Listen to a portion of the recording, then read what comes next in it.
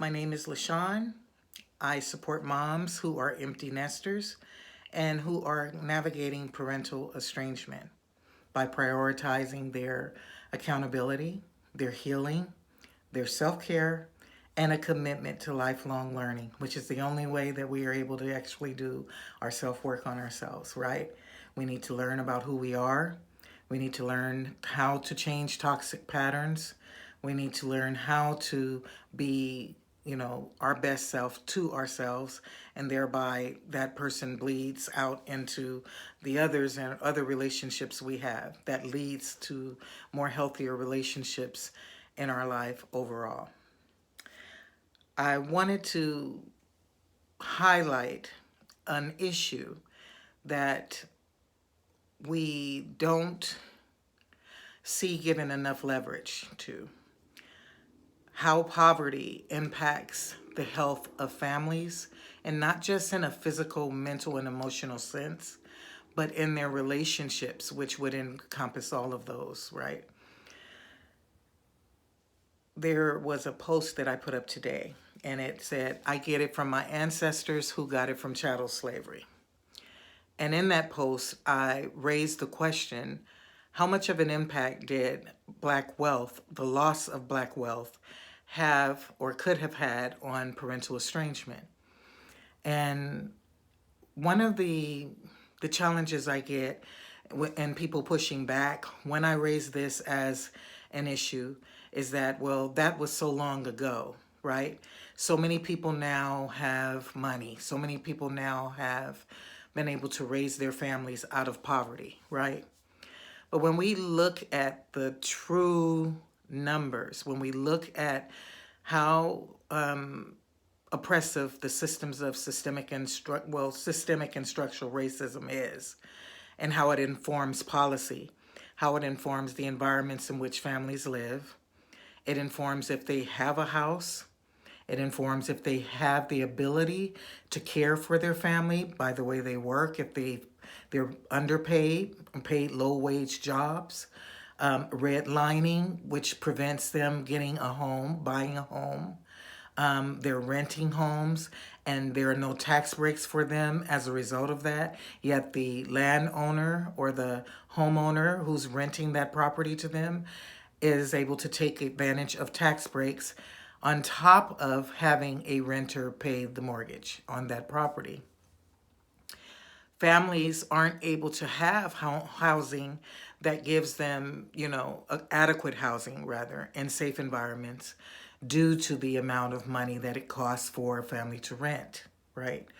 And so when you look at that, you look at how a family who's potentially a single parent home, and the parent isn't able to afford daycare, which the studies, I think it was in 2019, there were studies done that showed that 1/3 of the parent's income is going to childcare. And that was a survey that was done amongst a couple, right? And I forget the income level, but I know it was far beyond what low-wage workers would receive, right? And so when we're asking people to go to work, to, be able to work low-wage jobs to take care of their family members, right? And to then pay for their health insurance. Then there's utilities. Then there's fuel, gas for their cars, car insurance. Dental and vision are separate from their health insurance, so those are additional fees. And speaking as someone who was a single mom myself, I can tell you that a good deal of my time in my in my time of having children, as a single mom after my divorce, was very tough, very difficult. There were times that I was homeless with my own children. I've been homeless 3 different times. And I'd had to take on public assistance, and it wasn't enough to help us to live. I could barely pay rent. I could barely keep my utilities on, and I couldn't afford transportation. And so that meant I was on the bus. it meant that I couldn't, support my family with the income that I was making from the jobs I had. I, at one point, worked 3 jobs to take care of my family. One for health insurance, where I worked for UPS at night from 12 at night until 7 in the morning. And then I worked for guests as a contractor. And I worked for them from 7:30 or 8 o'clock. It was 7:30. It started at 7:30 until 3. And then I would leave there, go home to my children and get them settled in and fed and homework completed, take a nap, and get right back to it. On the weekends, I did house cleaning, or I did braiding. I did hair. And that was how I was able to keep a roof over our head. But it was very difficult. At times I was so tired, I would get maybe 2, 3 hours of sleep a night. And so my children suffered greatly as a result. They had a parent who had to work an awful lot of jobs to take care of them. And that meant that they spent time alone at home without daycare. And there were many parents in my community where I lived that we were working. And it just happened that some parents had grandparents who could stand in the gap for them. I didn't have that luxury. And so I had to care for my children. And so we have it where there's a disconnect between a parent and a child. I did on the post today, I shared a study from a Dr. Kim out of University of Denver, where she showed they did a study on moms postpartum who had babies, and they took samples of their saliva for cortisol levels. And they discovered that the mothers were stressed, and that when they did brain scans of the moms and of the babies, and found that it changed the brain of the moms and of the babies and interfered with their ability to connect to or to bond with their children. There are plenty of other studies out there where I've shared just along the line as people who are caregivers and care for loved ones with long-term illnesses, and how some of those people were parents, and how it impacted their life, impacted their health, impacted their finances. And so you think about a parent who's overwhelmed and stuck in survival mode, and the resources are burned up by the time they get home to their family, because they've spent those hours working very hard at jobs, many of them low-wage jobs. And a lot of us understand and know that those jobs are very labor-intensive at times. When we do the research, go backwards and look at the numbers. I posted today a census from, I think it was 1869, just after emancipation. And it was a census that showed the amount of wealth that was available in the country. It did a breakdown according to race and gender. And it also did a breakdown of the type of jobs that existed at that time and who filled those jobs. It showed also a breakout on a separate map of where high African American communities existed in the country. And when you compare both of those maps, you can see that there is a huge disparity in the amount of jobs in comparison to the amount of people, Black people, that were in those areas of which happen to be the South and the Southeast, right? Starting from Texas and moving all the way up through Virginia, okay?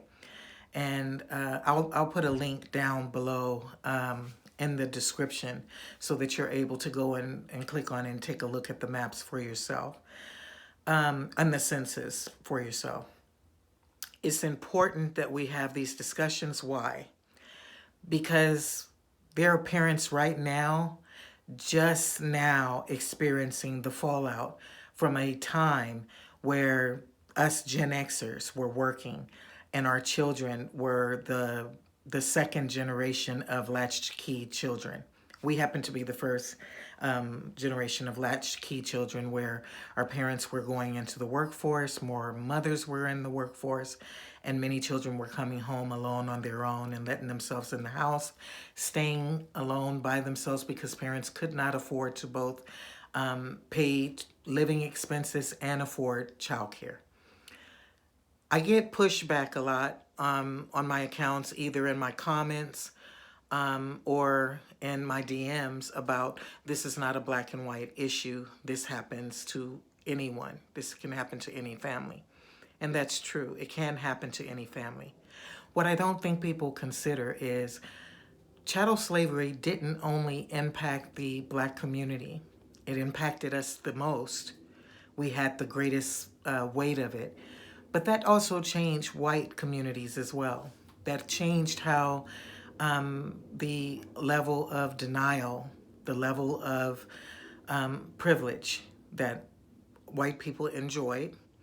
And people are quick to say, well, we had to work hard, and my parents worked and I stayed home, and I didn't have anybody to my mom didn't have anybody to babysit me. And so I don't see how that's different. It's different because if you compare how much a black mother made during that time and how much a white mother made during that time, you will see a stark difference. Affirmative action helped white women way more than it did black people. White women benefited most from affirmative action. Gen Xers, who were black Gen Xers, happened to be the children of the boomers. Many of those children whose parents were during emancipation or great-grandparent, well, my great-grandmother was a child of a sharecropper. And she can remember actively being in slavery. She remembered it and recalled it very vividly. And so you think about that. That's 4 generations removed from slavery. There is no secret to the amount of black wealth that was stolen. Black people who were kept out of paying jobs, and how other systems of systemic and structural racism were created to continue free labor at no cost, at no one being paid for their labor. The 13th Amendment, there's a documentary that was done on that on Netflix, where it exposed how the prison system was created, creating a criminal justice system that incarcerated persons, that would allow enslavers to continue to have freed persons to continue working for them. And when you look at the amount of time pre-Civil War that there was a boom in this country of cotton, coffee, industrialization completely as a whole, from many of the inventions that were by black people, there was a wealth of money going through this country. And black families paid a heavy price of over 400 years of free forced labor. After being emancipated, there was the burning down of Black Wall Street. There was the destruction of homes of black people who worked hard and did the work and created systems of economic abundance for themselves, and were so successful that they didn't need to use surrounding communities of white communities. They were able to sustain themselves. Those communities were destroyed. There's no shortage of history for you to find online about how black families had their homes stolen, how their family members were raped and hung, and their homes and neighborhoods pillaged, and where white families moved in. What do you think happened to those families as they had to try and make a way for their families? Start over. That's a great deal of wealth that was amassed by others who didn't have any sweat in the game. So when we talk about how this impacts a family, how this can impact parental estrangement, when parents have toxic family patterns that were passed down to them through generations due to chattel slavery, and those patterns, those toxic family patterns, no one was able to address them or find a solution for them, people suffered. Families carried those patterns forward. When we look at the criminal justice system right now and the child welfare system, Department of Children and Family Services, I can remember being a young girl and watching my neighbors, who were my friends, being taken away by their mother, by a social worker from their mother. I can remember when the war on drugs was happening in my community growing up in Watts, California. I remember how it changed our community. How many children's parents were gone because they were so far gone with drugs that they couldn't recognize their own children anymore. They were no longer themselves. I've told a story about how there was a van that pulled up in our community and was throwing cigarettes out to us as children, about the guns that were in our alleys that were left there, about the gang violence that was encouraged, how drugs were used to create microeconomies within our communities and to also feed the beast of the prison industrial system. There are families that were torn apart because of drugs, because of prisons, because of criminal justice systems. And we can't let that portion of a reality in our communities go without being exposed. It has to be talked about. Much of what you see in family strains and family discord and family dysfunction are as a result of losing key members of those families, matriarchs and patriarchs who were taken far too early. Children and families left to fend for themselves and to build from nothing, or to survive in squalor and barely any means to feed themselves. We won't even we don't even have enough time to talk about how the welfare system was used as a crutch and created so much more poverty and dependence within our communities. A system that was created for white families whose loved ones went off to war and was later turned into a tool of oppressive nature in our communities. It was a license to come into homes and take children away because families weren't able to get jobs. They weren't able to survive on what was being given through the welfare system, and it created need and want. Those children went on to become parents. Some were able to break dysfunction and family curses, go out into the world, work, save, build a life for themselves. There were lots of support for them, potentially, or they had found they were able to break the code and come up with a way to build wealth for their families. That didn't happen for every family. Some families had to make a way, had to work and keep just paying the bills, like as they say, working paycheck to paycheck, and they were one paycheck away from poverty. Children who live in situations or environments like that are in a constant state of fight or flight. There was a time when our children in our community at record numbers were being misdiagnosed with ADHD and ADD when they were in fact traumatized due to systemic and structural racism, which caused poverty, which caused violence within their communities, which caused suffering within their families. Drugs infiltrated into our community where parents became addicted, giving birth to children who were addicted to drugs. Forcing children into foster care, where they're able to pay foster parents upwards of thousands of dollars to care for a child, but instead of leaving the child in the home and creating an environment and support system and resources for that family to heal and be able to take care of their own families, they were snatched.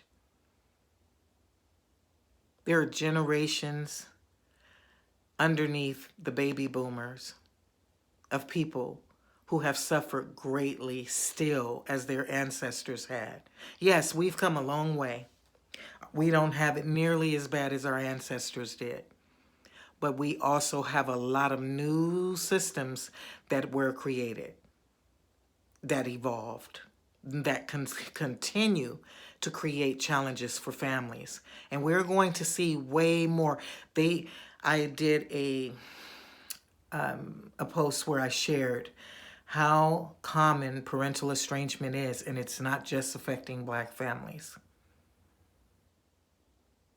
Policies that are backed by people who do not consider the fallout to families and communities most at risk for feeling the great brunt of oppression due to systemic and structural racism, capitalism.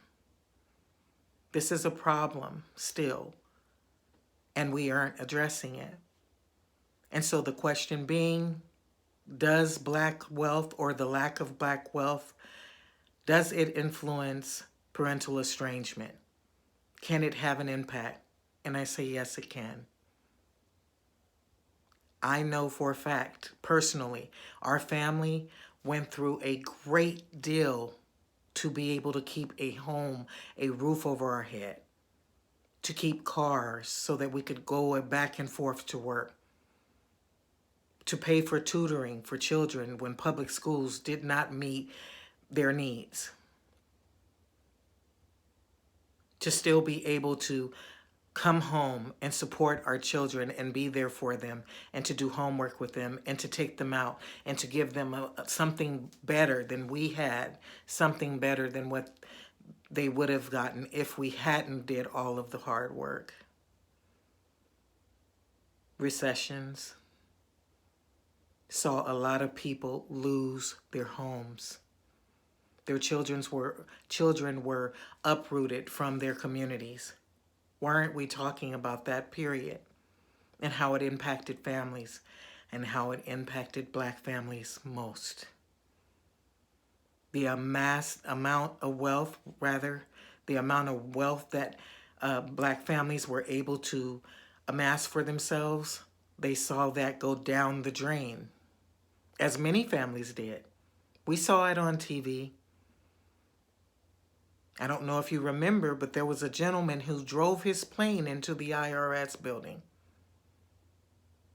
A white family during the recession.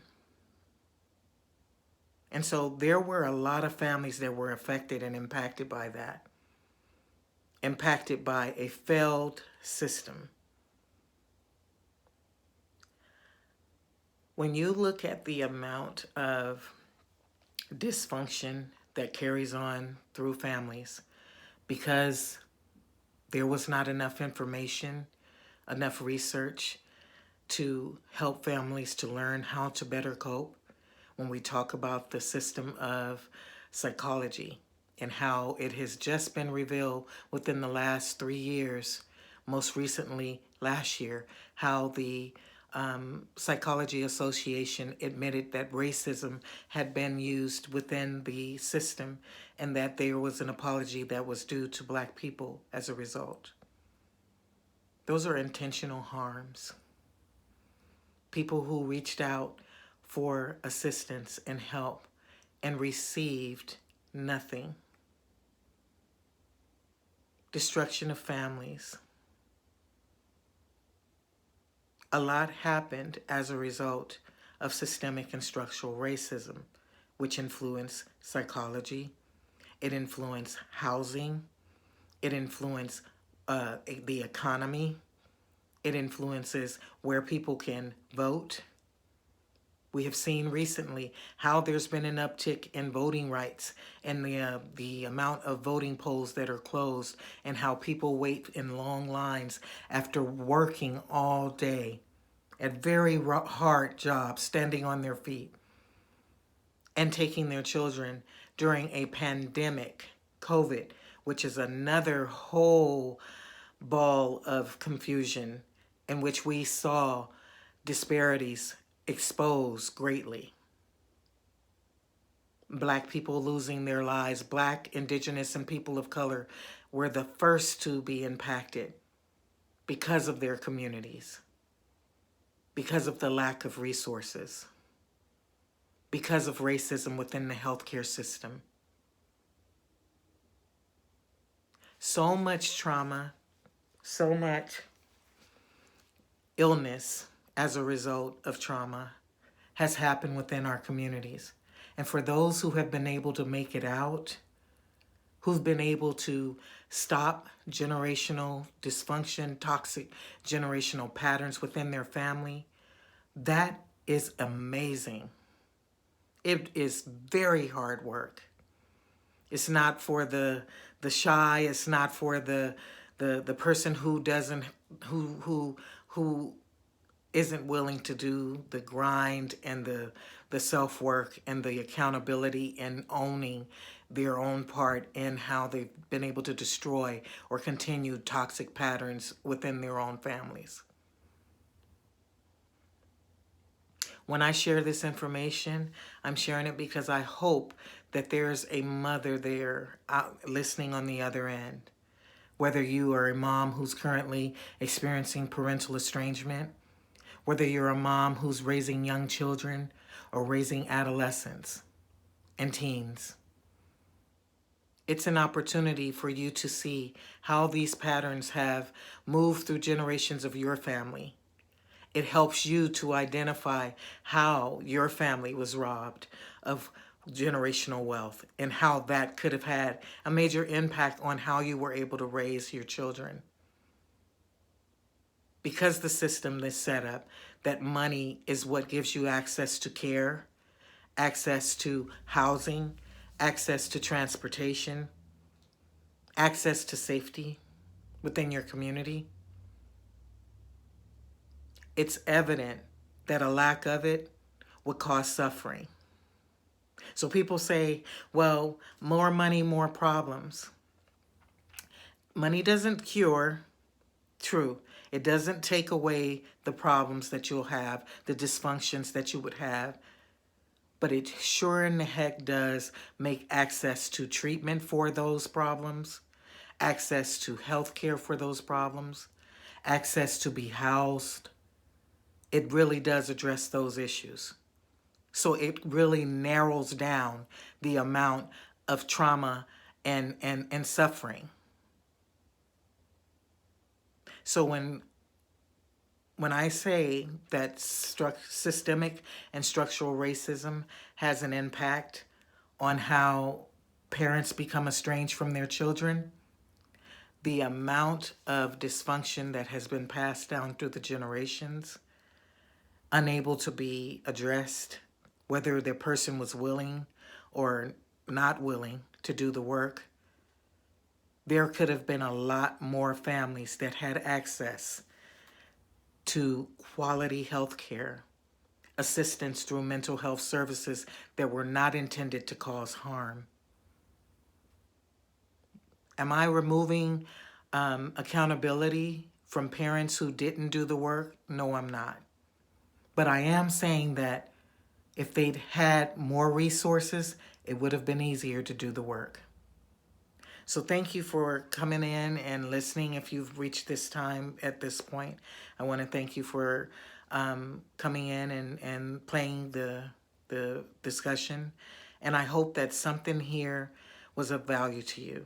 I hope you'll find something that you can apply in your life and change the patterns, the toxic patterns within your family. Avoid them you have time now, if you have young children that you're still at home raising, you have an opportunity to make changes so that they don't have to have the same patterns repeat in their children's lives. For parents that are experiencing estrangement right now, the best gift you can give to yourself is to do the work on yourself, to find out who you are, find out who your family was, what brought so much suffering in the family. And if that's not possible, do the work on yourself. Write down the things that you learned and that you experienced as a child. Seek out the assistance of a therapist or a counselor to help you to learn new ways of coping, to learn new patterns, to learn new ways of processing pain and suffering and trauma. And especially as a parent experiencing parental estrangement, ruminating is something that is very common. Experiencing what you could have done differently or better over and over again. And what if, what if, what if? You may not have control over whether you reconcile with your child, but you do have control over how you live the rest of your life and how you make an impact on the world around you and the relationships that you do continue to have. Your children can be inspired by your ability to rise up from the things that should have continued to break you and cause conflict and pain in your life, and that you were able to turn those things around and to create a better life. And as I say, create a woman that you are happy to wake up to every morning. Thank you so much for stopping in, and I hope you'll join again for another discussion. Bye for now.